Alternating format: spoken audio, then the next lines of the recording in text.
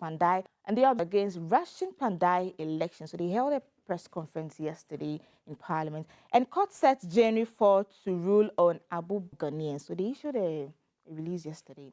The National Voice newspaper is also saying the Great Deception, NDC's Doomsor levy hit harder than e-levy. That's page 3 of the National Voice newspaper. And one city Doomsor levy inconsistent with Mohammed's 2025 budget statement and economic policy. And we are tired. Ghanaians react with anger and despair over one city fuel levy. So this and some other stories you can find in the way you purchase the various newspapers for today. And Jay Garba is already seated with the guest to delve deeply into the headlines to get the nitty-gritties for the stories on the headlines for today. So don't go anywhere. Stick and stay with us and enjoy the headlines with Jay Garba. I'm Valencia Tete.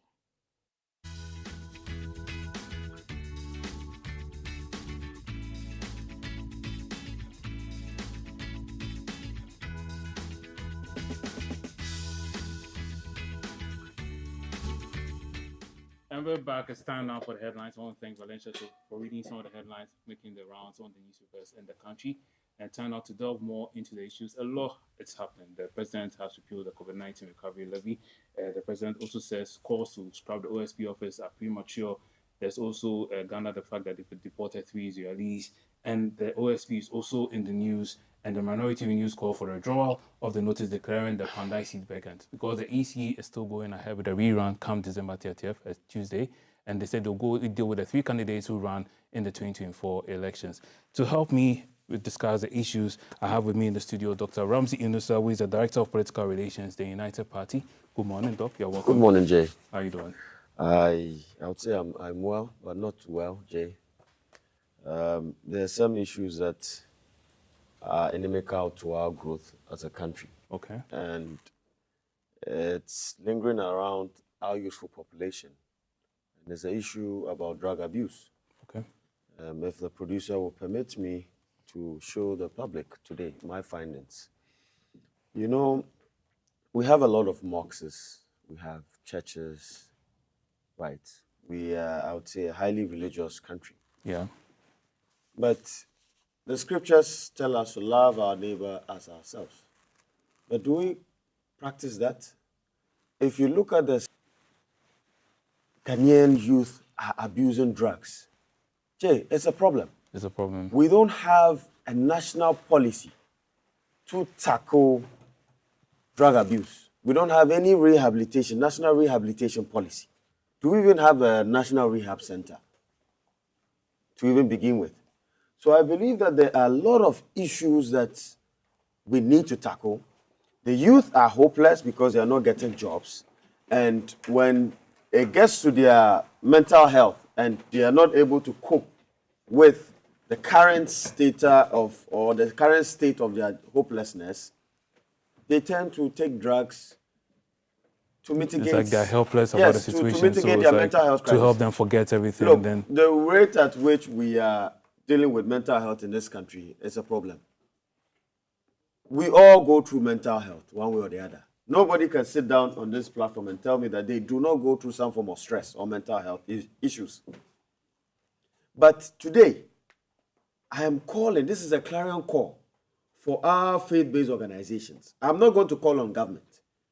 okay. I want to call on the traditional authorities and our faith-based organizations to come together so that we can be able to establish a national rehabilitation center to rehabilitate drug addicts. Okay.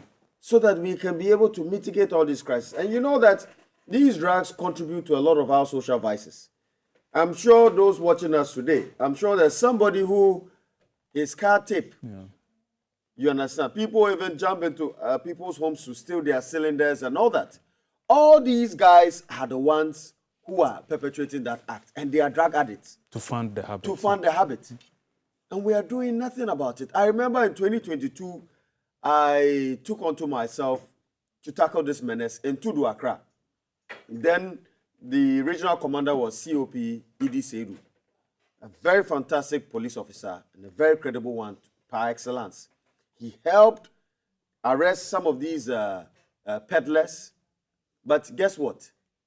Our FDA somebody in the FDA thought that I was witch hunting him for doing a patriotic duty to the nation. And so they frustrated the process. And they We were went released? to court. Yes, we went to court. The judge told us that she doesn't know how to even press or to educate on the matter because the laws are very vague and that there's nothing like fake drugs or what do you call it, allopathic fake drugs in the law as we have pressed charges. And so they released them back to the society.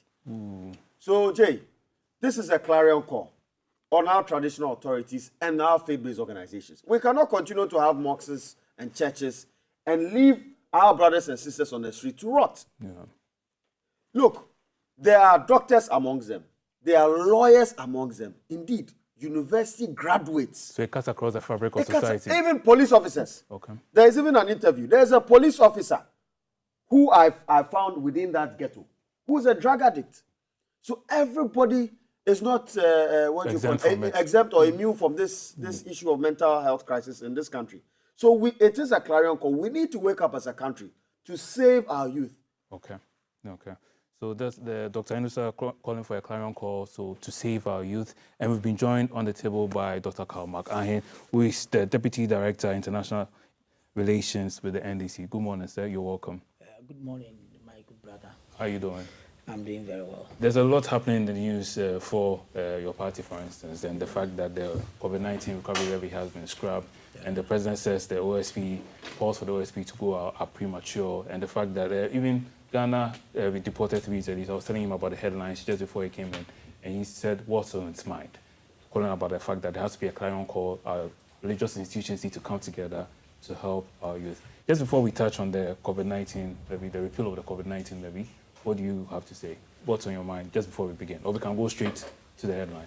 Oh, yes. I think that once again, let me wish our well viewers a very good morning, and also praise our president, John Dramani Mahama, as one that we know that whenever he promises, he makes sure that he accomplishes whatever he says. For the repeal of the COVID-19 The recovery levy, yeah. yesterday.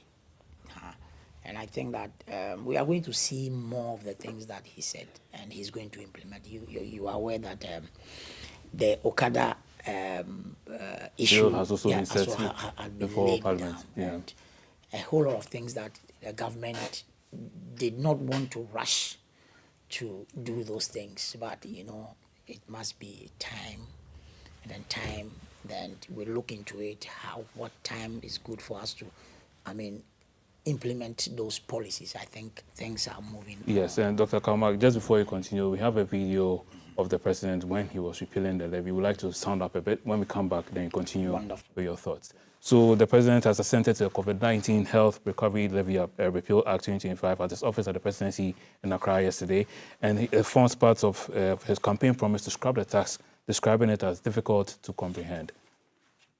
Privilege to sign to repeal the COVID levy. Promise made, promise delivered.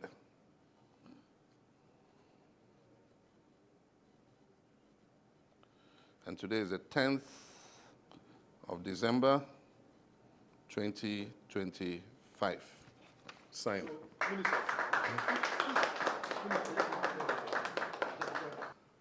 Purported to provide free water, free electricity, free food, and a lot of things. And to the shock of most Ghanaians after the pandemic was over and after the elections were over, government slapped Ghanaians with a 1% value-added tax, ostensibly to recover what it's supposed to have spent on the COVID pandemic. Ghana continued to remain one of the only countries where we're being taxed for a pandemic. Yeah, so that was the president repealing the COVID-19 Recovery Levy Act. And Dr. Kamak, just before we play that video, you're sharing your thoughts on that. Yeah, as I said, the president said it, that promise made Promise and then kept. promise kept and delivered. So initially when we won the elections, in 2024 December, when the president was sworn in, when the government was putting its structures in place. You remember immediately our friends from the other side, the MPP, started saying that no, that was a promise, so we should immediately repeal it and then do. But we didn't want to do things like what happened with the implementation of the free SHS, right? Because it's a new government, you know. In the past, if you look at how they mismanaged this country, right, you cannot just be in a rush, and they cannot also dictate the pace for you to just rush and implement things that may, bring, a very disastrous repercussion. So on like the these government. things take time. They So don't just it took happen time, at once. exactly. Okay. It took time, you see. Some of the boards were put in place. They have to look into over the years. You know, this COVID levy was implemented in somewhere March 2021. The law was enacted, and then they started because of, the COVID-19 COVID, pandemic that everybody knows about it. And I think that bipartisan agreement, aside, yeah. all the parties agreed that it was good that government can get some, revenue, you know, from that source to, cushion if we get external support in fighting the COVID-19 pandemic. You know, it was a very, bad, did very well. Some of the monies that we got from some of the international financial institutions and how. So I think that government they've thought through very well, and they've realized that this is the time, this is the right time for government to, as we promised the people that now the pandemic is over. So we have to take it off.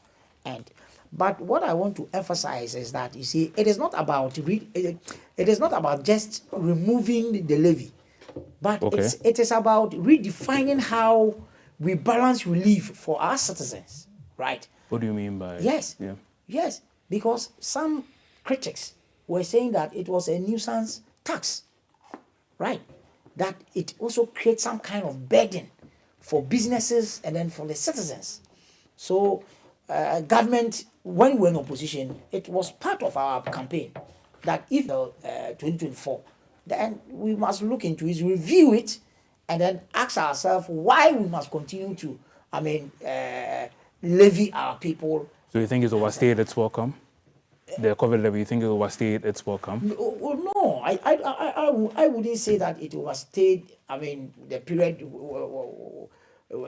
within which government should have, repealed it. But as I said, we have been in government for 11 months. Yeah. 11 months, right? Okay. And as I said, you cannot just wake up one morning and decide to go and repeal it. You know, yeah, it's a law. You know, it was backed by a constitutional, instrument? Yeah. So, lawmakers had to also look into it. The president must be advised. The Minister of Health must also, look Weigh at in and everything. other factors, Yeah. how it was helping the health, delivery system and everything. I think that in the interest of Ghanaians, Okay. the right time was yesterday, And it was when repealed. the president, met his working team, and then it was repealed. And I think Ghanaians this morning, if you have been following early morning, radio and then other And we are news following you outlets, now. Yes. like they are also listening to us now. Everybody is really saying that His Excellency President John Dramani Mahama, he has kept his promise to the good people of Ghana. Okay. And I don't know what my good brothers from the other side, especially my brother Sifa, or Mr. Awal. Awal. Yeah. Oh, Awal is rather here. Rather, I thought Sifa was the one coming. Awal. We'll find So out from I you don't know shortly. what my good brother Awal is coming to Yeah, tell let me- Ghanaians this let me morning. welcome him, and then I'll speak to Dr. Inoso, and then I'll come to you. So we've been joined by the table by Mr. Awal Mohammed, who is with the Communication 19 Recovery Levy. Yes, Jay. But welcome. Thank you. It comes as a great joy for most Ghanaians and we in the United Party, because Prior to the elections, we were the first political polity to launch our manifesto, or I would say a plan, called the Great Transformational Plan. And in that Great Transformational Plan, we highlighted certain nuisance taxes that when, the people of Ghana give us a mandate, we are going to scrap. The COVID-19 levy was part of it, that 1% nuisance tax, because it didn't make any sense for us to suffer such fiscal policy after COVID. You get my point? And so we are happy that this has happened. It is in line with what we envisioned for our Better Ghana agenda. And so we support such move by the president. Okay. Indeed. There are other issues that I believe that they should also look at. If you look at our tax to GDP ratio, right, it is below the sub-Saharan African average. Okay. And it's below the global threshold for a developing country. And so they have to tighten the loopholes within the system. Okay. GRA, the customs division, we ought to plug out the rot within that system. That is why, if you realize, under the leadership of Honorable Alan Kojo Tramantin as Minister for Trade and Industry in 2019, he brought a collaboration between UNIPAS and then Ghana Link, which created ICOMS. And within 3 months of implementation at the ports, Ghana raked in over 3 billion cedis in revenue, and it's still growing. And so I believe that in today's technological world, we have advancements in artificial intelligence, right? The government ought to look at systems like this to be able to mitigate issues of, I would say, loopholes within our implementation. All right. And I hope that the Minister for Finance would also look at other innovative ways of raking in some revenues. Yes. All right. All right. And indeed, he has led with some form of fiscal discipline. All right. And I must commend him for that. All right. Thank you so much, Dr. Enusa. Awal, welcome again. It's your turn to weigh in on this matter. Thank you so much, and good morning to our cherished viewers and my co-panelists, and thank you so much for the opportunity. And I'm sorry for coming in late. It's just some gridlock on the way. That's the reason. It's so Christmas. The Minister of Consultation said we'll put some... Yes. The Sky Train. Where will it pass? Where will it pass to this one? Let him have a say. Yes, Let him have a say. I think it's good that a government will come in and fulfill the promises that they did to the people of this country. I think there is nothing wrong with that. But you see, there are certain things that we'll have to really highlight, because if you look at the COVID-19, and he couldn't really fulfill that. He mentioned about 4-5 taxes. He was able to repeal the e-levy. Emission were not taking it already, so it was just off our books already. Exactly, okay. Yes. So he said the COVID-19, and we all had all sort of commentaries that COVID-19 is not there, but why are we paying for COVID-19? You remember at that time when COVID came, before COVID, the NPP did 6 or 5 years continuous without introducing a single tax. Yes, it was after COVID that we introduced the e-levy. We introduced the COVID-19 recovery levy. So when you check almost all the levies that and the taxes that we introduced, it was after 2020. But we abolished 17 nuisance taxes when we came in 2017. And we reduced electricity, we did all these things. But after COVID-19, we spent heavily during the COVID-19 period. So definitely we'll have to really get some sources of funding to close the gaps. And that was the reason we introduced the COVID-19 levy. And even the bet, I heard my Dr. Enusa saying that, well, let's expand the tax net so that we're able to really match even the African average. Today, tax to GDP ratio has come down from 18 in 2024 to 16 this time around, because you have taken some levies and taxes that should be able to really give you some amount of money. So they are not able to even meet their target for this year. So that's the time. You look at all these things and you think that, well, you can explain to the people of this country that we have hospitals, 111 ongoing across the country. If you tell the people that all the revenue from this COVID-19 tax will go into the completion of the 111 hospitals, Ghanaians will understand you. Because the moment you try to explain to Ghanaians that indeed these are the hospitals that are there, they are in all districts across the country. Today, this government is saying that he's spending only 100 million Ghana city in 111 hospitals, and even he mentioned that only 10. He'll complete 10 with 100 million. How can 100 million complete all the 10 hospitals? So you think this is too soon, or they should? Yes, you see, the thing is that indeed, you said when you come, you will remove it. Yes. And after removing it, you will have alternative means of getting revenue. You don't think they are there? That was what they said. I'm saying that they have not gotten any alternative route of getting more revenue. Because even this year, I'm saying that this year, you were not able to meet your target of getting the revenues that you're supposed to get. You see, when you repeal all these laws and you're not able to really add on to the revenue, that is the reason you cannot do capital expenditure. And that's the reason we're suffering today.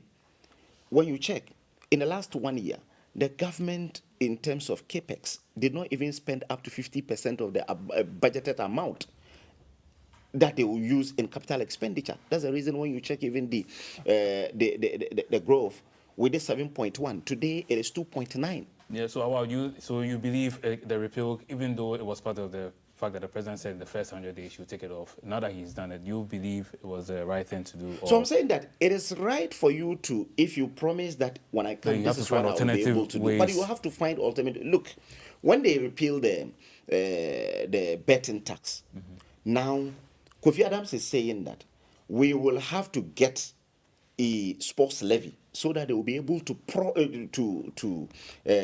fulfill the promise of paying sportsmen in this country. You remember it's in their manifesto that they will pay the players in the Premier League.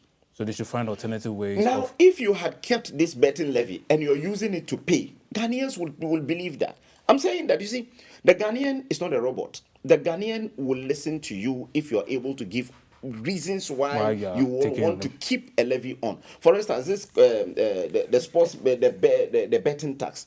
Kofi Adams, the sports minister, said it clearly that indeed they will want to introduce a sports levy, which every Ghanaian will pay. But this one, the betting tax, I will not pay betting tax. Because you don't bet. Because I don't bet. Okay. But there are categories of it. And we also discourage gambling in this country. So if you have kept it on, at least, and use it to pay for the sports, it becomes easier for you. Fortunately, I've had I've listened to your views and I've listened to all of you, but it's like there's a lot on the plate. So even though I'll have a chance for you all to respond to what he said, we have to move on to the fact that the president is calling for, saying the calls for the OSP office to be scrapped are premature. He met the Christian Council yesterday and he mentioned this to them, and he said he has a function to serve.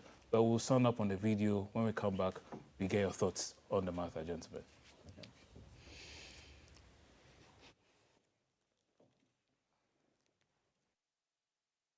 If people develop impunity in terms of abusing the trust that people have put in them. And so that's why we're resourcing the Economic and Organized Crime Office and the other anti-corruption institutions, including the Office of the Special Prosecutor. And recently, there have been some controversy with the Office of the Special Prosecutor. I think it's premature to call for the closure of that office. The unique thing about that office is it is the only anti-corruption agency that has prosecutorial powers to be able to prosecute themselves without going through the Attorney General.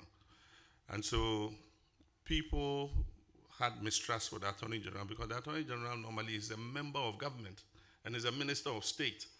And so they believe that the Attorney General will be very reluctant to prosecute his own. But if there's an independent office like the Office of the Special Prosecutor, it won't matter who you are. Because they have security of tenure and they have prosecutorial powers, whether you're a member of government or you're a member of a previous government or you are anybody who has, misappropriated public funds, they have the law is behind them to be able to prosecute you. So I think we should give them a little time. Of course, people want to see, more prosecutions and more results. And so I'll just urge the The president giving the assurance when the board or the National Peace Council paid a courtesy call on him to brief him on his activities and challenges. Let me begin with you, Dr. Inusa, on your your take on this matter. Yes, my brother Award did mention certain things that were not factual. I just wanted But to... I thought we Oh, no, we, but it is right. It is very important. In 2017, all right, sure. there Go ahead. was a VAT, 3% VAT levy introduced by the MPP government. In 2017. 2017. That's Not not after correct. court. Yes. It was not. That's not correct. So now, VAT levy on what? you can That's check. very You important. can No, check. VAT levy You can on check. what? VAT levy on luxurious goods, right? Especially, no, it was not repealed. Luxurious 3%. vehicles. It was there. You Go and remember? check. Go and check your What own was budget. checked? Go and check. You Into- said that in 6 years there was no levy that was I'm introduced saying by that in 2017 2017 there we was a- abolished 17 different there taxes. We was didn't introduce a single there tax. there was a levy introduced, 3% Which one? increase. Now, On my which brother, car? He did mention. Stop the lies. He did See, mention. I'm not even surprised. No, he did. You have check, the producers. check his Let file. your Hold on, producers check. let's see. Yeah. So it says the 3% flat rate replaced the previous 17.5% input 17.5, so we even output VAT have. system for qualifying businesses with the Exactly. goal of simplifying the So tax how do you compliance say that we process have introduced a and new reducing tax? tax When avoidance. something is 17%, Mr. we've Wao. reduced it to No, 3%. no. Mr. Wao, So there was an introduction of a special levy for luxurious No, goods. replace the 17.5. Luxurious goods at the port. You introduced that. So To check your replace the facts. 17.5, Now, that is 3% different. That is- is You're talking about the is it VAT an flat rate. I'm introduction? talking about luxurious tax on luxurious goods. So you, your you car- started with the VAT rate. That's Yes. why. But I'm saying that. I am saying that. My brother, he did mention. I said 6 certain- years. Please hold, please He hold, did please mention a gap in the fiscal space. That today, scrapping the 1% COVID-19 levy would lead to uncompletion of certain the Angela 101 hospitals. His own candidate, Dr. Mahmoud Bawumia, through his reckless management of the economy and the ills in the deals he did, we lost 2.14 billion Ghana cedis to the Go for Oil policy. I dare him to challenge that fact. I dare Awad this morning to challenge that fact that Ghana lost 2.14 billion Ghana cedis due to the ills of the Go for Oil policy, which could have been happened under your leadership, the leadership of the NPP. Okay. Now, my brother, the office of the special prosecutor, I concur to the facts posted by the president Okay. that You should be it given should not time. be. No, I mean, look, we have the Financial Intelligence Center. Unit, yes, FI.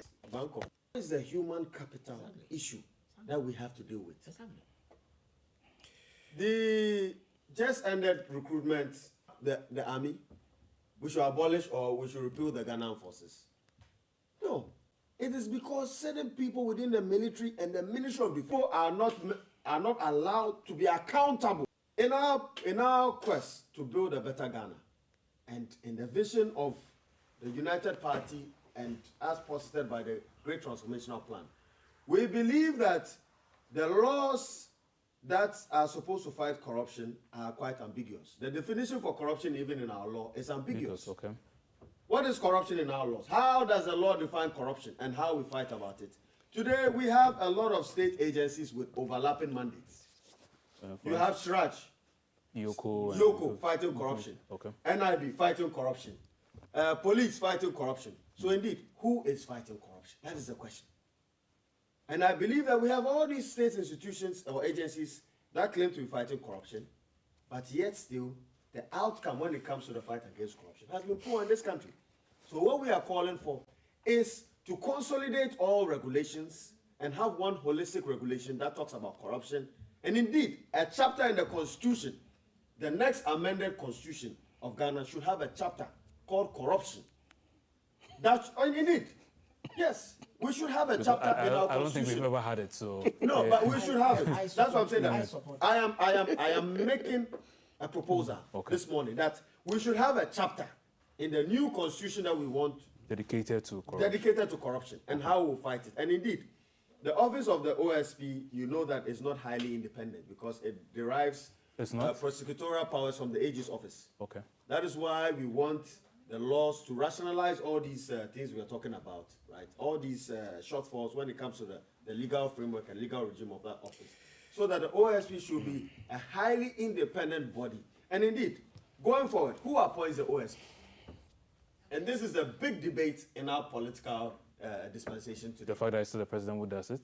Yes, I do not support appointments of heads of independent constitutional bodies by the executive. Okay. Indeed, if we want to have a highly independent OSP, we should remove the powers from the executive to appoint, and in place of the Council of State, we should have a bicameral parliamentary system made up of our traditional authorities, faith-based organizations, youth-based organizations, reps of PWDs, trade unions, academia, the media, CSOs, right, and gender-based organizations, so that they would have the mandates by law to appoint heads of independent constitutional bodies. And this will not be done on partisan basis. Okay. Because we've had for so long in this fourth Republican dispensation that the tenure of certain heads of independent constitutional bodies is coterminous with the tenure of the executive, which is quite worrying, and it would destabilize our democracy. All right.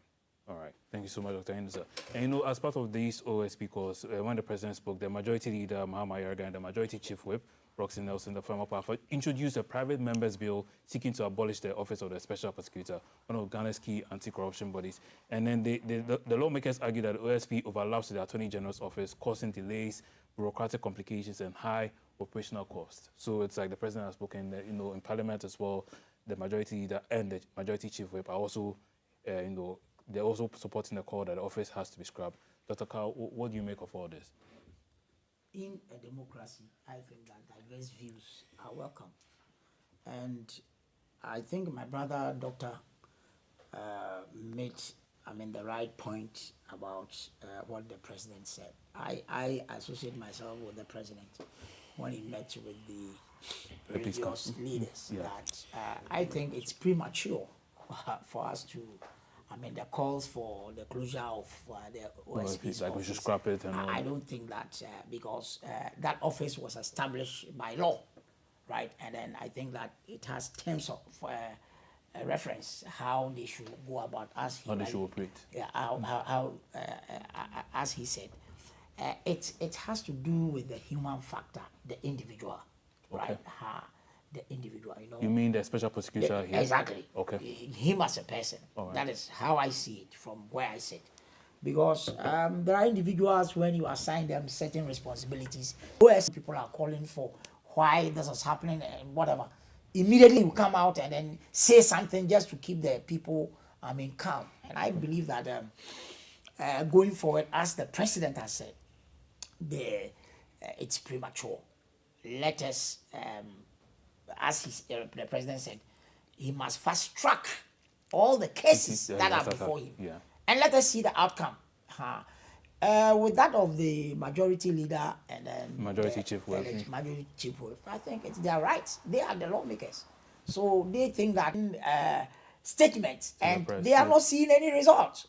So it is within their powers and their rights to develop any bill to Parliament. But I will appeal to my good fellow Ghanaians and that we should exercise patience and let's all support the call by the president that it's premature. It's too soon. And it's one of the entities that is very important per the explanation of the president, right? Like the AG is an appointee of the government, of the current government, right? yeah. But we think that the OSP is an independent body that could, deal with both the past government and the present government. But there's one thing that we must be very, very, very, very, very concerned about it. And I think that is what Doctor made it clear. See, it's like we have a lot of institutions fighting corruption. So there is no defined parameters for this institution. Yoko is fighting, Track is fighting. That overlap. That's what the majority chief are saying. Per what he said, I support him 100%. Look, moving forward, in our new constitution, now the Constitutional Review Committee is on course. Let us have a chapter in our constitution that will talk about, that will define how to even fight corruption. If it's about, when my brother was talking about the levies and whatever, see, all those things were done under his finance minister. he should come back to Ghana and explain those things to us. He should help the finance minister to come. Are you with me? Are you with me? So if it's about, finance minister will say let OSP deal with it. If it's about, contracts and stuff that didn't go well, let Yoko deal with them. So there must be a defined, clear-cut definitions like for policy the framework various organizations. entities that are fighting corruption. Right. And by that, we will also be able to, measure the work that they are doing as citizens. All right. So Thank you so I think much. the president is really on course. All right. Thank you so much. You think the president is on course? It's just interesting that the government is completely confused on this. He organized a press conference and said he's Ankonam. You remember that time when he said he had gone to court and had lost a lot of cases, and the courts are not helping him win the cases. Okay, so you felt the office shouldn't be scrubbed, but Yes. the person running it The should. person running it, Okay. because the president himself, even the video that you played, said that it is the only anti-corruption agency that has prosecutorial powers. They can go to court and prosecute cases. So that's very important, and it's very important for our laws. The reason being that we felt that the Attorney General is an appointee of government, of the president. He doesn't have security of tenure. Dr. Ahen is at least his party member. So if there's anything within government, he cannot prosecute him. But the office of the yes, I'm saying that the just giving an example. wheel is not there. No, he will not even do that. Yeah. Because you remember when Martin Amidu decided to prosecute, use even Betimul Idrisu as prosecution witness in the case of Woyomi. He was prevented from doing that, and that was the reason he had to leave government. You remember? So that was the reason President Akufo-Addo at that time said that let's have an office that is solely independent, so that they will have some prosecutorial powers, that they can prosecute cases of corruption and corruption related within government and even private. He created that office, decided to pick a truly independent person as the first special prosecutor. Martin Amidu was appointed. After the appointment of Martin Amidu sat, did a lot of background to the president, stand it down and told Parliament to go and check it again. When Rawlings died, he eventually had to resign because his life, when you check, Mother serpent, yes, or- when you check, when he said mother serpent, he didn't even allude a single corruption deal against the president. That's one. Two is that he never said that the president prevented him from doing his work, because the president asked him to do corruption risk assessment on Ajapa. And after that corruption risk assessment, that thing was pulled out. Current OSP is an incompetent one.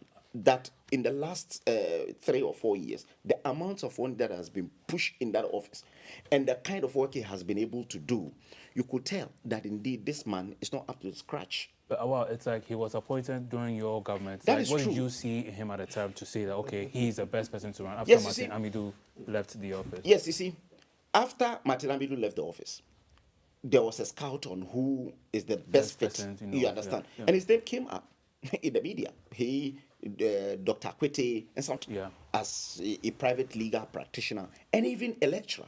We felt that he would be the best person to do that. And again, he was even an assist lawyer, so he was part of Tiger IPI.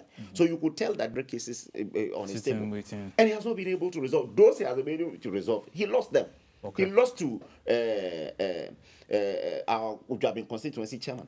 When he sent him to court, he lost. So it's like for you, Yeah, it's, yeah. the office shouldn't be No, I'm scrubbed, coming. but I'm coming. the- I've Don't you not think been. that it is I'm the saying that the DNA government is of the confused. SPPC? Please hold on. The government is completely confused. They don't even know what they are doing right now on the OSP office. The president is saying we're not scrapping it.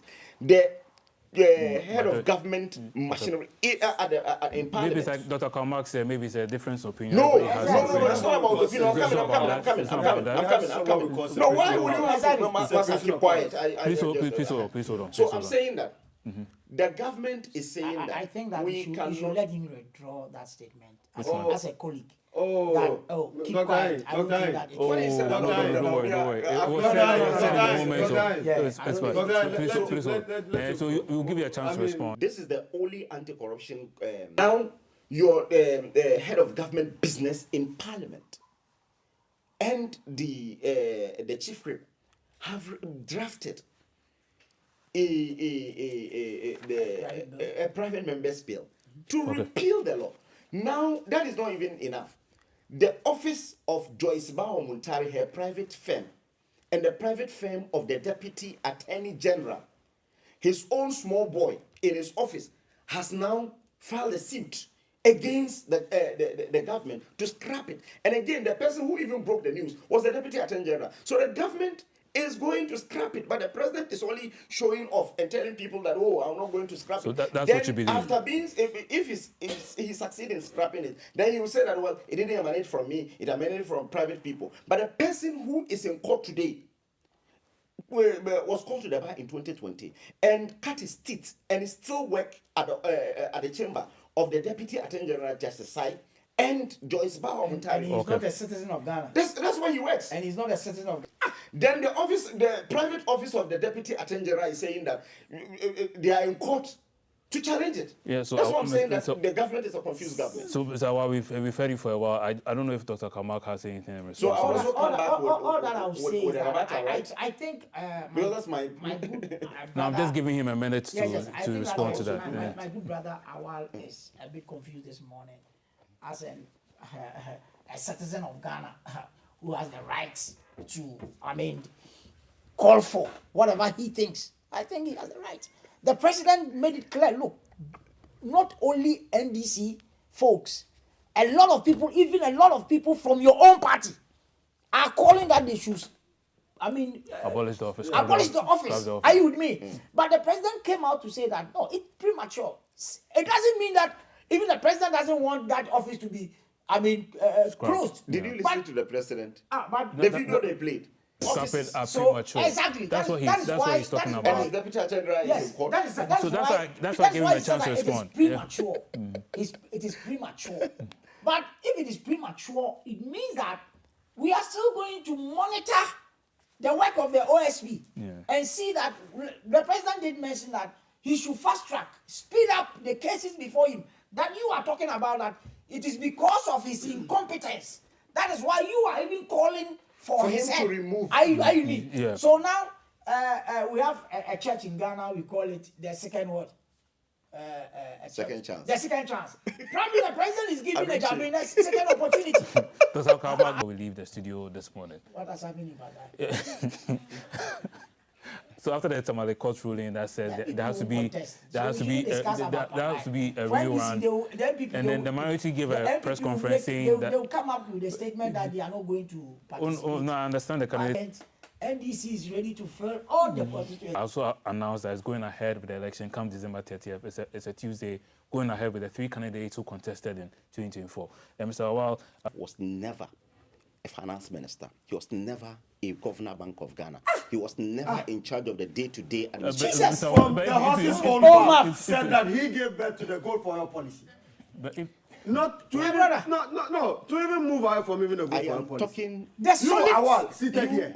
He enjoyed salary rice. That was stolen from the post. Dr. Minister, let's hold on. By the Dr. office. Sir. Don't The even solid, start it. the chairman for the Don't solid even- team. don't We even don't go have there. enough time to touch on all The that. Don't chairman even for go the there. solid team. Salary rice. I'm telling you. As a Muslim from that, he was the one that gave birth to the gold for oil policy, and indeed, But he ran you that said it, policy. and so we're giving him a chance. He Dr. wa- Baumia was not a finance minister. He was not a He governor was Bank more of than- Ghana. Talk about even He was PDS. not- he was not- Talk about even PDS. He was not in charge of day-to-day administration of the economy. So what was his The role gov- as the- the Oh, vice- really? the vice president? Really, Awal? The Maybe Ghanaian Awal. was he constitution. not the chairman Awal. of the economic committee? I'm, So, surprised. I'm coming. I'm surprised on Awal. I don't know what he ate this No, morning. no, I'm he surprised. said he's I am coming. highly flagged He about says- said this morning. He says coming. So I'm saying that We have he was not approximately in 2 charge minutes. of the day-to-day administration of the economy. There was an advisory committee to the government that is called the Economic Management. It is an advisory committee. Nigerians Someone will who say you go sits here explain and advise you on this show doesn't really take responsibility of what you do here on the show. That is one. Two is that if Dr. Baumia has done anything wrong in this country, he's not immune to prosecution. Right? He's not immune to prosecution. He can be prosecuted. I am not surprised that someone from Afrofanto is attacking the integrity of Dr. Bawumia. Every Ghanaian is aware that indeed Well, the fundamentals he are weak. disgraced Alan Chiramantin. That's the reason he went and fought. Oh, look, he went and fought. it is the first after he was disgraced. He went and fought. It's the reason he was and attacked Dr. Bawumia. That is one. An infant argument. You shouldn't be surprised. He was disgraced in elections in 2023. When you enjoy stolen salary, So that is why. Your time allocation is done, unfortunately. So I'm saying that. Yes, your time. Then I'll have to interject to the facts. But you see, they have never even given me a minute to even speak. You understand? They are lying, so they are the facts that I'm talking about. You cannot come and call anybody a liar. On Pandai, He has to retract that statement. He has to retract that If you are statement. calling them liars, please You retract have the to retract that statement. statement. If You you are have to calling them retract liars, yourself please this retract morning. them. he is not a liar. Why would you say that the Fabia has stolen the rights? You can't call them. You can't call them Is liars. he not a liar? No, you can't call So, them liars. Dr. So you accept that office Dr. Bawumia did not take salary. rice and gave it to people. Salaries. Did you accept Was it? that not a fact? And you accept it on this show? Are you kidding me? Is You that not a accept fact? it on this show? Please. That Dr. Bawumia has stolen rice and has given it to Please. people. Gold for And I oil call him a policy. liar and Gold think for that oil it- policy it's is not okay. Dr. Bawumia's It's not policy. okay. He was not in charge. We lost it's okay, 2.14 billion How? cedis. Did you Today, go to our hospitals. And you're saying that Come on. you can accept for someone to sit Come on. on a national TV like GTV Come and on. say that Dr. Bawumia stole And the you rights. say Dr. Bawumia has credibility and that's what? Please, speak to the issue. I think Speak to the facts. I think that. On Pandai, I think the NDC cannot really take the seat that doesn't belong to them. Because you see, this is a typical NDC constituency. From 1992, we had never won that seat, that constituency, presidential, from 1992. But when Yindam joined in 2012 and contested, he won with 2,000 votes through skirt and blouse. In 2016, he came back and won, still through skirt and blouse. In 2020, he lost. When they felt inactivity of the former MP between 2020 and 2024, they brought him back with a higher margin, 3,700 votes. Still, the NDC won presidential. So this is a place that they love Yindam and not his political party. Okay. And we believe that the court had a kangaroo ruling. And that thing, the first case is in court today, this morning. That is a contempt of court. Yes, I'm saying What you that. are saying. Oh, wait, are you speaking about the appeal or? I'm saying that the appeal will be heard today. Okay. The appeal Okay. for stay of execution will be heard today. All right. Then the Supreme Court, we're calling on the Supreme Court to even quash the ruling, and that will be on the 16th. So the reason, if you check what the speaker had done, he had created a constitutional anomaly. Yes. Because you cannot declare that seat vacant. It is only the court. Article 90 of our constitution is clear that it's only the court that can declare a seat vacant. All right, so the thank you. speaker has engaged in an illegality. All right. So hold on. Just before you go, you see the music, the 16 is playing. This our time is up. So in about 30 seconds, 1 minute, just speak I think about. that the bone of contention here is the rule of law. Okay. The law has been applied. There is nothing wrong with the processes leading to the vacancy of the seat. Okay. If you look at article of vacancies of parliamentary seats, the High Court has jurisdiction over that. The High Court has ruled that the election ought to be rerun. Okay. And so that makes the seat vacant. Okay. And what the Clerk of Parliament did under Article 112(5) is not an ultra virus of the To Constitution. notify the AC. Notify the AC. Okay. Yes, and the vacancy. So something it should come from the speaker, Yes, not and, the. Rule 27(1), it says that an appeal shall not operate as a stay of execution under the judgment or decision appealed against unless the court otherwise orders on an application made to the court by motion on notice. Okay. So, Dr. Kamak, you believe you are going to win the seat? Oh, Our time is up. Yes, so our it's time is like- up. What I'll say is that for you. I'll just plead with my brother. That, I you know, speak So, on please, the facts of the law. the time is up. Yes, So let me just. when we are talking about the mismanagement of this economy, That's what you want to speak about? Under his watch. In the last one, You know, in the last what one, happened was that please don't do that. what happened was that in the last 1 year, Please, you couldn't please, prosecute a please single stop. when case. Stop. Nana Addo You're still campaigning. Akufo-Addo picked Bawumia, we know what he told Ghanaians why he was picking Bawumia. That Bawumia was the messiah to come and change the fortunes of Ghana And he had done so. economically. He had done so. And my brother, you sit here and say that he was not, and you are saying that he was not responsible for daily activities and whatever. How do you say that? So But I I assure you that Bandai is, a forgone. conclusion. Okay. So It's unfortunate that it's we've not NDCC, really and got we are our winning. full license yet. Otherwise, we would have taken the Pandai season.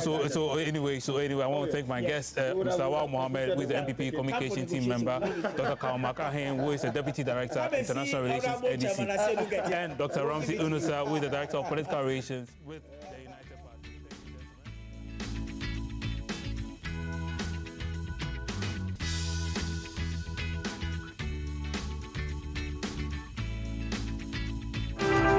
In a world where education shapes futures, the real change begins with conversations. Government has never given any indication of abolishing free researchers. That's very clear. Welcome to EduTalk, where Ghana's leading educators, policymakers, and stakeholders share bold ideas and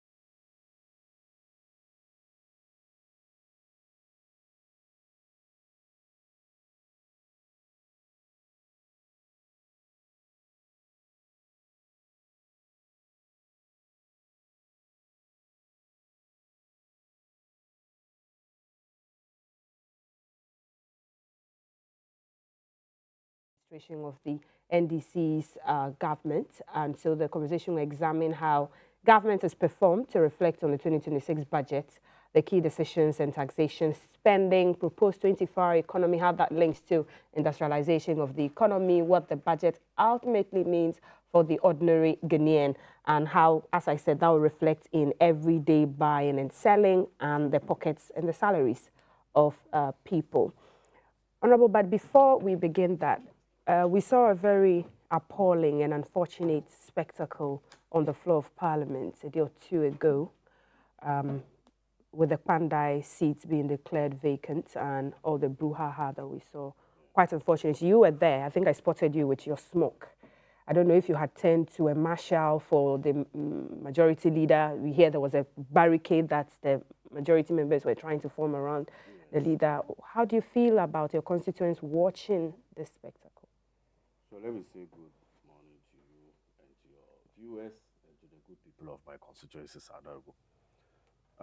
I think that however regrettable the situation might have been, the objective was to protect the interests of our democracy, to make sure that we are guided by the rule of law. And what simply happened on that day was because the minority came with a position, member of the people, and for that matter, the written notice to the Electoral Commission by the Clerk of Parliament is unconstitutional and should be withdrawn.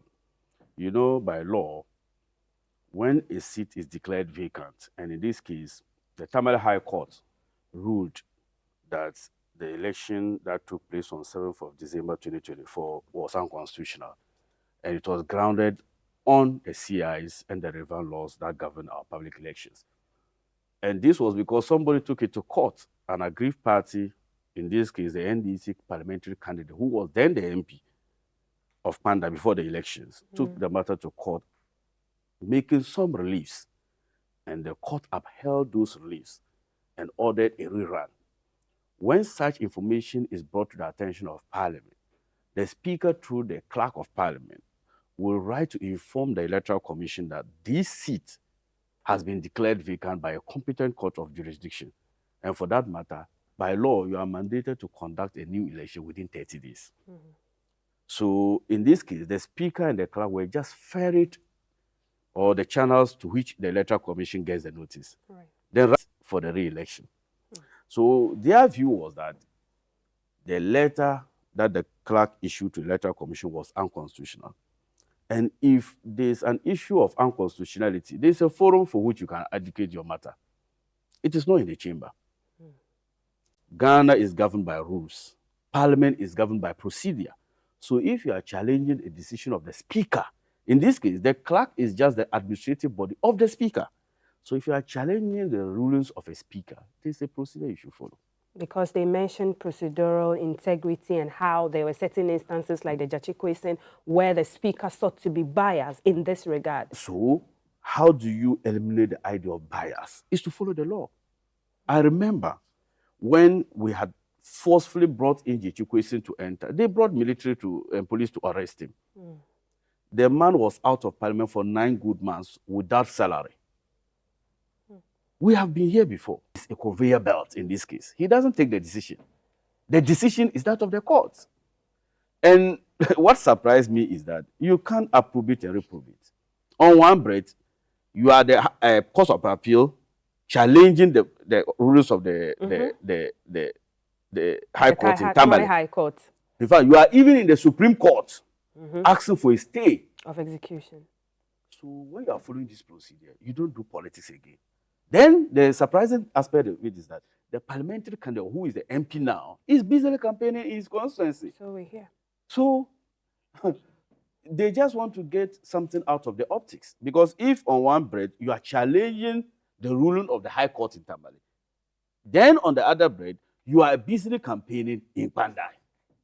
So that is why we made it clear that. Is it because they anticipate that the judiciary could also lean towards the government of the what we kept on sounding cautious in opposition, that one of the pillars that is holding this democracy is the judiciary. Executive is highly political, party that is in power. The only one that is surviving this democracy is the judiciary. And we were worried, based on the CDD report and other credible reports, that suggested that the Supreme Court and other higher courts, judgments from those places were so predictable. We had always made that case. Now they are coming back to what we started. Now they are saying that decisions from the high court and the Supreme Court under John Mahama is also one-sided. If they had joined us in the cause to fight for transparent and equitable judgment, I'm not sure we would have been here. Could there have been any other way this issue could have been addressed instead of this fisticuffs? Of course. So you know what caused the fisticuff? They came with their written notices and placards with several inscriptions. It is part of our parliamentary process. You can heckle, you can bring displeasure through other means.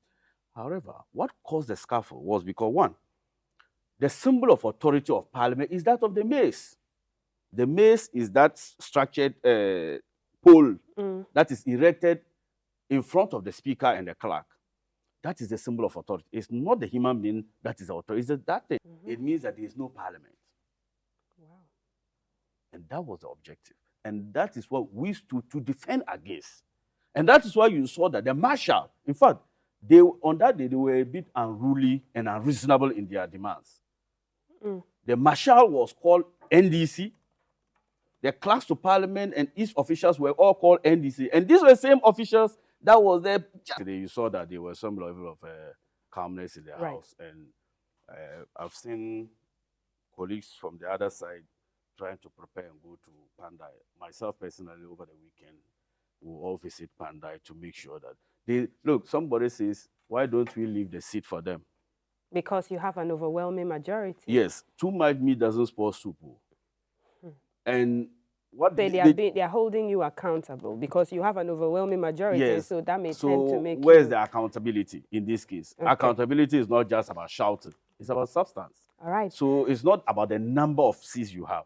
It's about how constructive you can be. Okay. And that's what I'll have to say. Right. Let's move straight into it and look at the budget. You have, I've seen you saying that, you know, it's a very good budget. It was a blessed day for Ghana when the Minister to Forcing read that 2026 budget in anticipation of how spending is going to be done. Yeah. I want us to look at some of what other members of Parliament on the finance committees have mentioned, like the Honorable Kojo Nkrumah, who sat here and he mentioned that the taxes, and I'm bringing this in perspective because the COVID-19 levy was just signed by the President, that these taxes were never effectively collected. And so it did not mean anything for the economy that you have said you are scrapping 6 taxes, whether it's emissions levy, COVID-19. That never existed. Yes.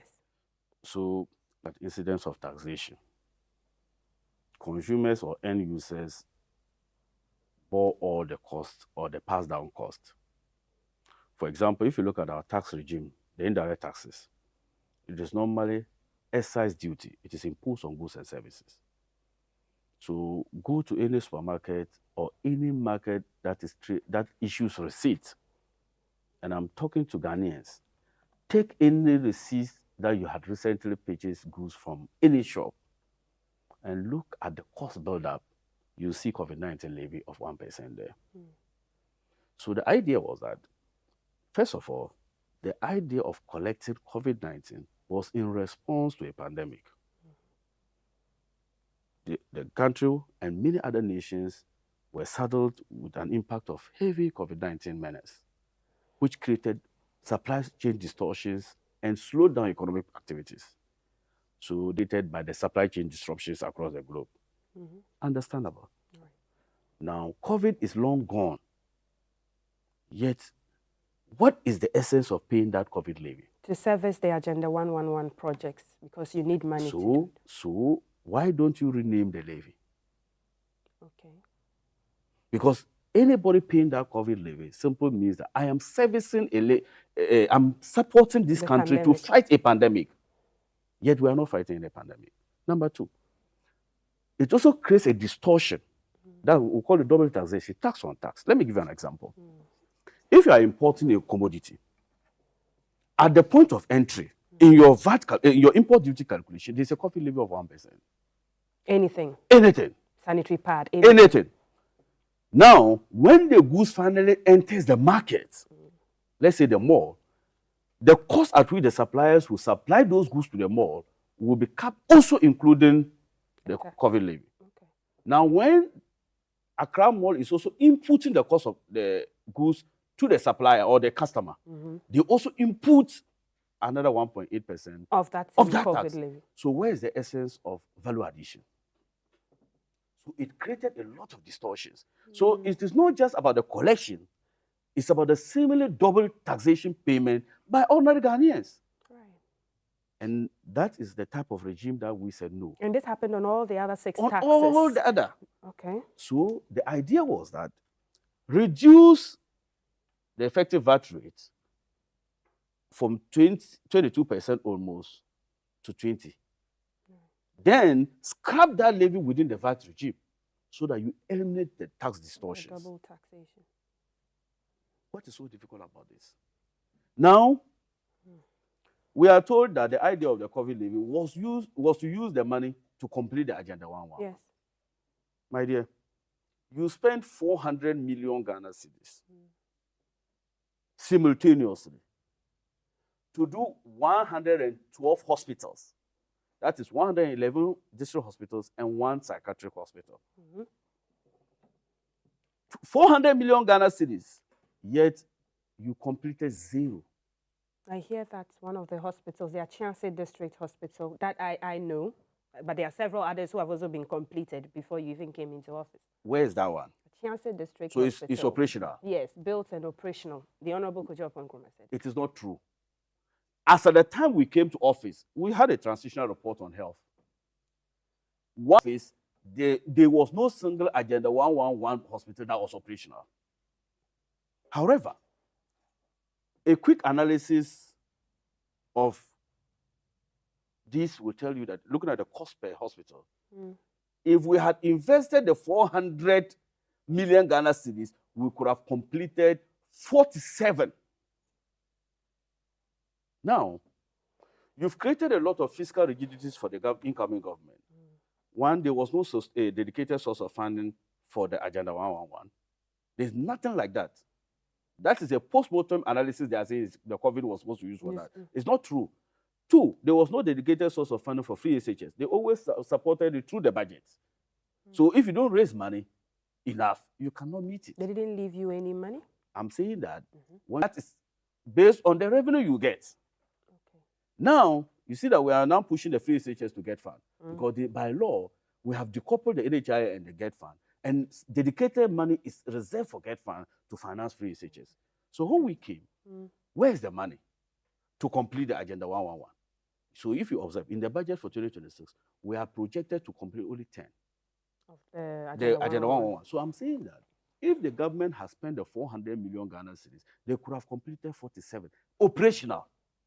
So at the rate that they were doing. So forget when they raise issues of taxes. They say you sneaked in some 8 taxes. Good. You scrapped off the 6. You said, oh, emissions levy, which they said also that never was collected. Yeah. You say that, oh, you are scrapping all those 6 taxes, e-levy, COVID-19 levy, emissions tax, so let's take it from the ones we've scrapped. And the ones, he said, we sneaked in. Now, emission levy. When a legislation passes through Parliament, the implication is that any government can collect it. So if you haven't started implementation, thought that the best way was to repeal. We said, we will repeal emission levy. By law, that levy is on our books. And anybody who wants to operationalize the law will collect it. And we are saying, no, it should not sit on our books. Let's get repealed. COVID-19 levy. I've just explained to you, and viewers are watching. They can tell that they have been paying COVID-19 levy. E-levy. In fact, e-levy at the time became the panacea of all our problems in this country. The ACOBAM didn't collect e-levy. It's not true. In fact, how much was accrued from in 2023, they collected 6.9 billion Ghana cedis from e-levy. In 2023. It's never true. In fact, half year, even 2025, this year, you know, we collected it up to half year. Yes. We collected 500 million Ghana cedis from e-levy. You know, we didn't we read our budget in March. Yes. The approval all came in April, May. So from January this year to that of May, we collected 500 million Ghana cedis through e-levy.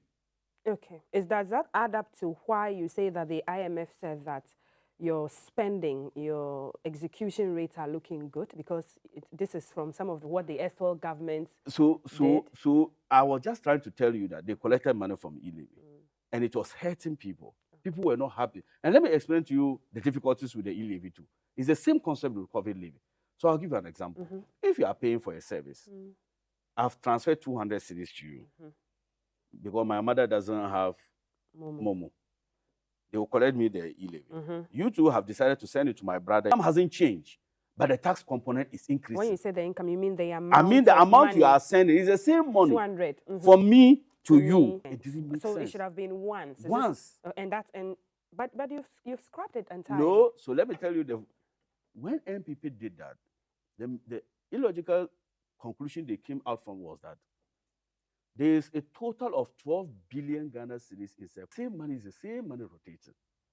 It's not new money. It's the same wallet money moving around. Okay. So when you tax it, you distort the whole value chain.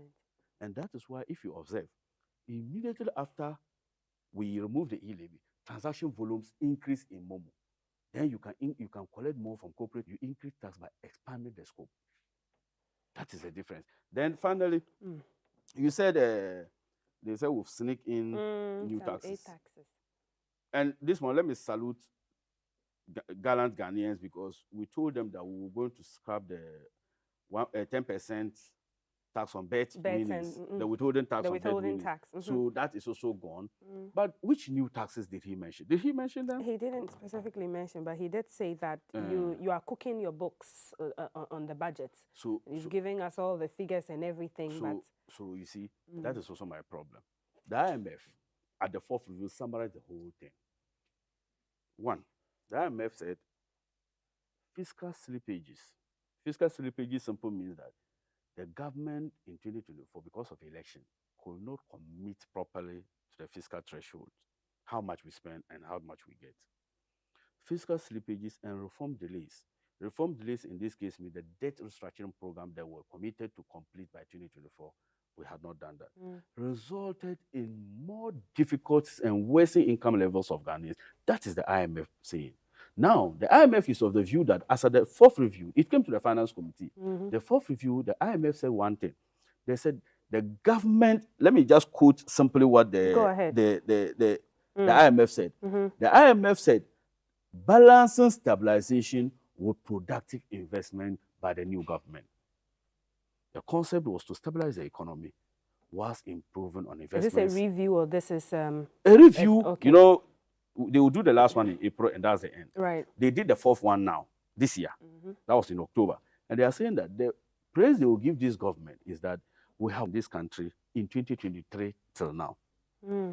They had never questioned the IMF approvals and let me say, reviews. Right. All of a sudden, because they are in opposition, they are now saying we are cooking data. They said the IMF caught you pumping in dollars into the system. And that is also... And warned you about it. No, and so you are doing things that they did that led to how destabilized the economy is, and so which will not last. So you see, that is the difference between us and them.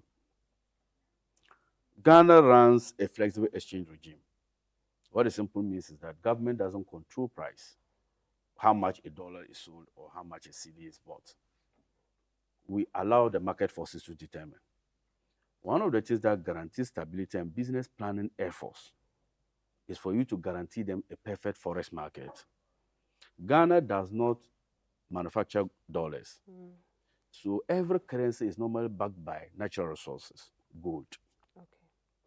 Now, how do we make sure that extended transactions within our country, which is the functional currency of almost all the foreign countries, they trade in dollars. How do we make sure that when business and investors are in need of dollar, they get access to the dollar? Now, because we don't manufacture dollar, we are saying that we are backing any transaction dollar rated with our gold. Ordinarily, people would have made capital flight. They would take, because if you look at the Ghana's carried interest in the gold, it's just 10%. Okay. People would have just given us our dividend of 10% and expect the money. Now, government is saying that no, any money or any gold mine in this country should be bought by Gold Board. Okay. And the money paid to them should be in cedis. Right. So there's respect for the cedi. Now, when we are trading the gold abroad, we take the dollars. So if you observe the market and you realize that there is less dollar and more people chasing it for business transactions, it will create increase in the value of the dollar. That's just what we call depreciation. Because if more people want more trade volumes to do, and the dollars are not available, few people that have the dollars will increase the rates. Absolutely. And government comes in to intervene and do auction. When we do auction, it simply means that the Bank of Ghana gives you a guaranteed rate as a base rate for people to do business. Never done that. What they were doing was that they said gold for oil. They said price of oil was, fuel was high. Now they will bring the physical gold. We buy the gold from the mining communities in dollars and sell and go and collect oil. How have you made sure that the cedi is strong? We are saying that we won't trade any gold in this country in dollars. However, how much you need, we will buy it in cedis. We've restored the value of the cedi. So that's the difference between us.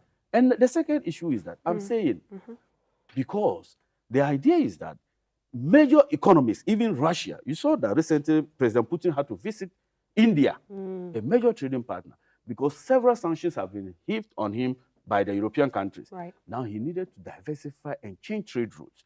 That is what we cannot do without a rational and pragmatic steps. Okay. By always doing what we used to do. Diversification includes, okay, so looking for exploring other markets, but Yes. also looking within. Within. And reducing imports. Yes. And rather shoring up Shoring up exports. But exports. you have shut down 150 factories. Okay. If you're talking about industrialization, if there's a good tax regime and the industries are not there for any people to go and then get the So goods from.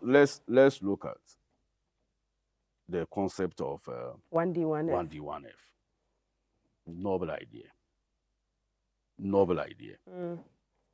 I'm for everything that is built on increasing productive capacity of this country and reducing importation. That is the goal.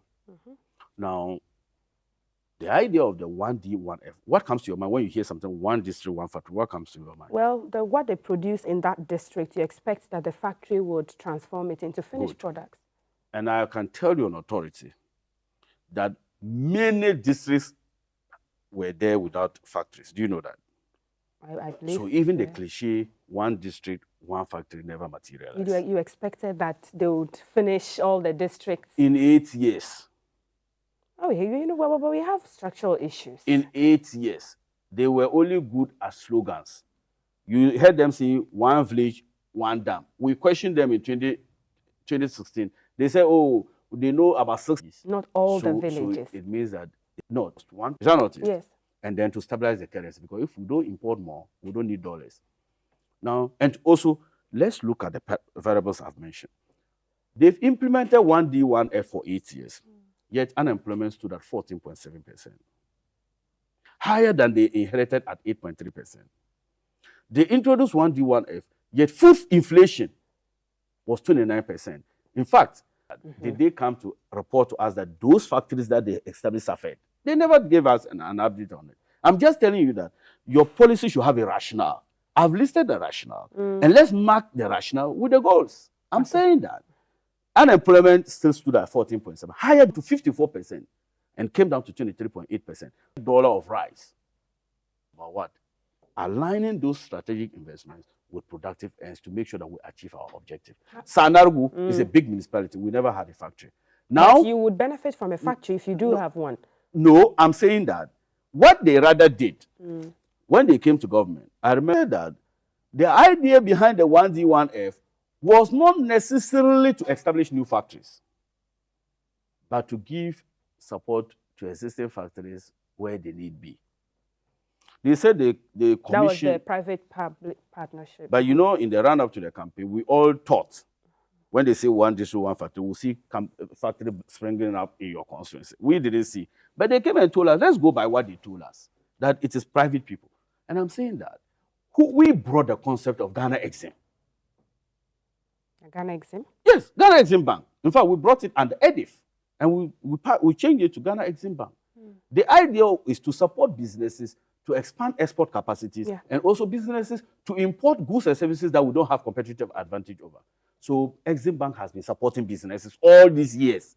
So if it is just about giving technical, in fact, some of them, like the tricycle company in Tamale that they say they did, what did they just do? They just came and posted a signboard, 1D1F. And the reason was that they're assembling them there at a cheaper they were in existence before they came. What they rather did was that they said they gave them tax exemption, import exemptions here, and they brought something. And I'm saying that that type of intervention every government does. So is it better that you shut them down? 150 government Ghanaians money have gone there's into. nothing that exists because the things that they are doing. These factories don't exist. You just mentioned the Motor King. It's still working. So that's what I'm saying that Casapreco. Can you tell me the year they founded Casapreco? Intervention into the private sector. We are doing it. Okay. Now, finally, all these factories should have resulted in reduction of unemployment. Is that not? Yes. It doesn't. It should have resulted also in increasing your growth potential in the manufacturing industry. Industry contracted under Akufo-Addo last year by negative 2.2%. Currently, industry is doing 6.3%. So even with that 1D1F, we are better off. Now, look at the amount we spent on this Coastal Development Authority, which one? Northern Development Authority and Middle Belt Development. You know, we've scrapped that. You have? And we have, yes, we've scrapped that.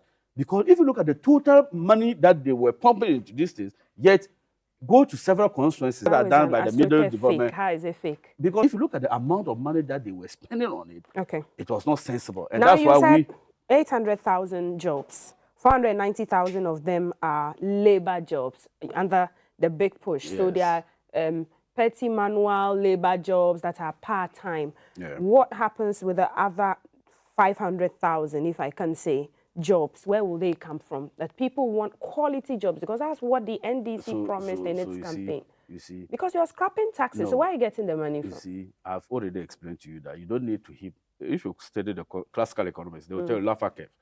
There is a stage you can increase tax rate. It will get to a time that if you don't decline, people will revolt against you. In fact, taxation has been a serious weapon used against civilian governments. Because taxes, if you choke people to some extent, they will revolt.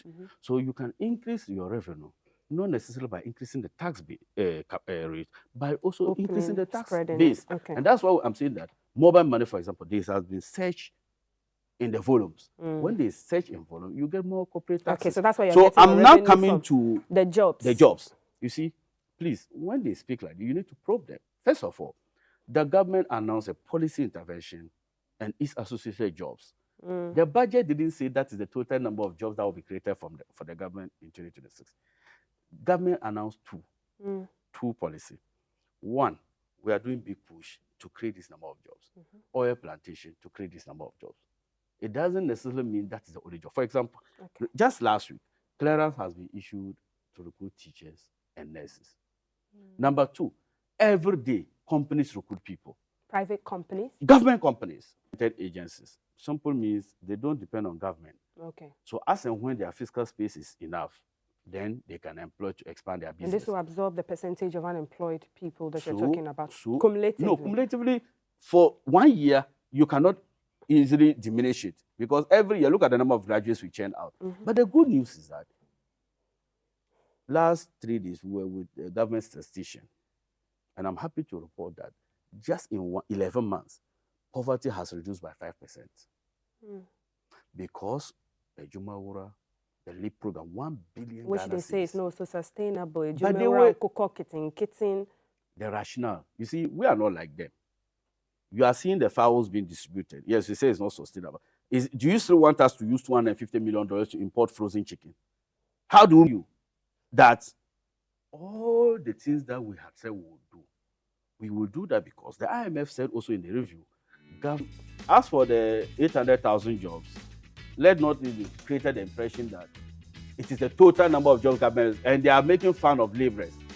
We are talking about architects, civil engineers.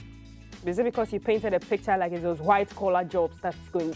No, we'll create white-collar jobs. I'm saying that the 800,000 is from 2 policy initiatives. Yes. One, It's big push, and then 2, plantation. the plantation. So they have now created a scenario out there that government says it's only liberal work we are going to pay for the year. Okay, Honorable, thank you so much. Unfortunately, we're out of time, but we get to do this again, hopefully, and look at all the other sectors as well. I know that you're having a youth festival that's coming up in just a few minutes. Yes. So we are doing the Sanargo Youth Festival 2025. It's a whole week program, and this is spearheaded by the Paramount Chief of Sanargo, Sanarna, and that I'm inviting everybody. In fact, we'll start it on Saturday with a massive health walk in the constituency, and then the rest of the program will start on 21st. I want to use this opportunity to thank the organizing committee, the municipal chief executive, and all constituency executives who have devoted their time to make this dream a reality. And then the headline person to lead this entire program is the Minister of Education, Haruna Idrisu, MP for Tamalisa. Thank you. Sanargo. Thank you, Honorable Said, MP for Sanargo, member of the Finance Committee of Parliament. There's more on the show.